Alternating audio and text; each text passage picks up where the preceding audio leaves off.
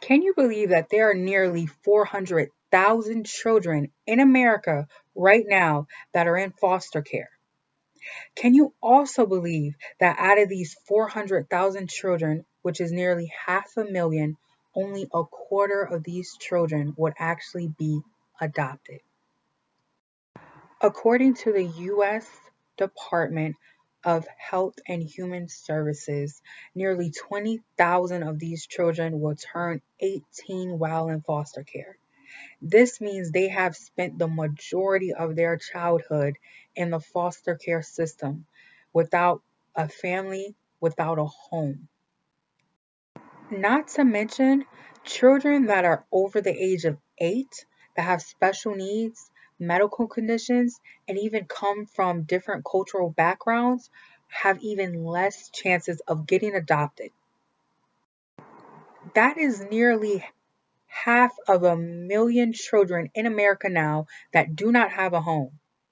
Not to mention, in New York City alone, there are 25,000 children right now that are in foster care as well. And out of those 25,000 children, according to adoptuskids.org, only 3,000 would get adopted. These numbers are scary. We need them to decrease and not increase. But unfortunately, that is exactly what will happen if abortions are made illegal throughout the United States. These numbers will increase because more children will be born to parents that do not want them, and there is nowhere else for these children to go.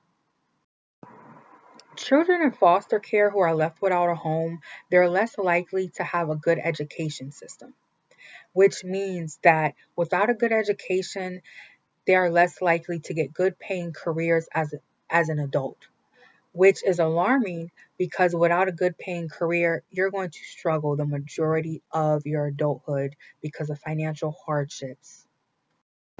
The last thing we need are more children without a home, without food, and without a good education system.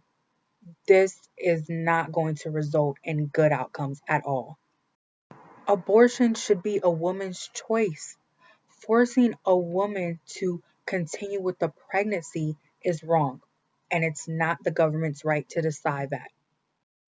Did we ever think, what if this child was conceived by rape? Rape is a very common crime, and sadly, it goes unreported. According to the criminal justice system, more than 2 out of the 3 rapes go unreported and never even meet trial. Nearly 50,000 women in New York City are raped, and out of these 50,000 women, only 1,500 of these rapes are actually reported. That is less than 1% of rapes that occur that are actually reported, according to the New York City Alliance Against Sexual Assault. But can you imagine how many children are conceived by these crimes? It's just not ethical to force a woman to carry a child and give birth to a child that she does not want. Many problems can come from this. If there is a law stating that a woman cannot get out of pregnancies, then there should also be a law holding the biological father responsible and stating that he cannot get out of the pregnancy either. Therefore, he cannot abandon the woman and the child. Becoming a parent is a big responsibility. And unfortunately, in America, it is so common to have children that are being raised in a single parent home where one of the parents or the father of the child has abandoned them. According to the U.S. Census Bureau, nearly 19 million children that live in America, that's almost a quarter of all the children that lives in America, are growing up and living in a single parent home. This results in financial hardships because this household is dependent on one parent income.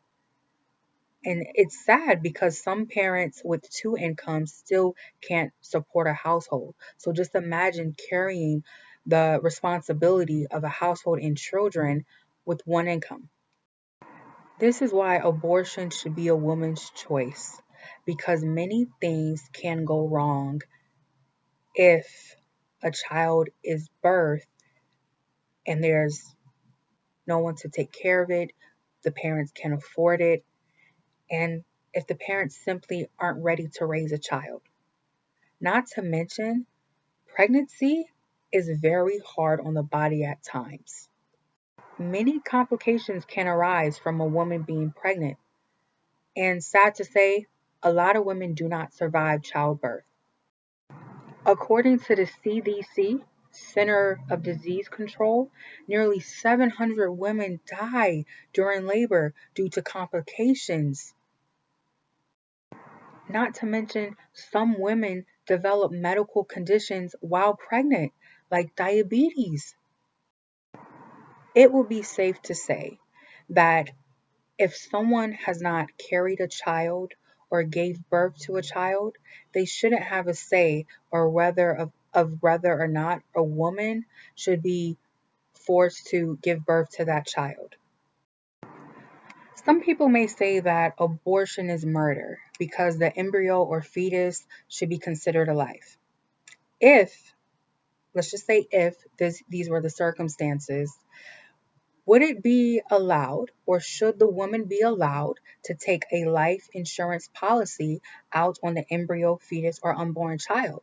And just in case the woman miscarries, should the woman receive compensation since an unborn child, a fetus, or embryo would be considered a life, or if abortion is considered murder? Will these terms be correct?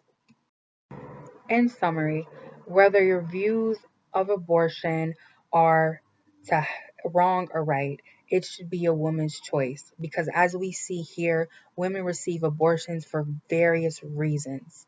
And it's her body. It should be her right and her choice to decide if she wants to continue with the pregnancy or not.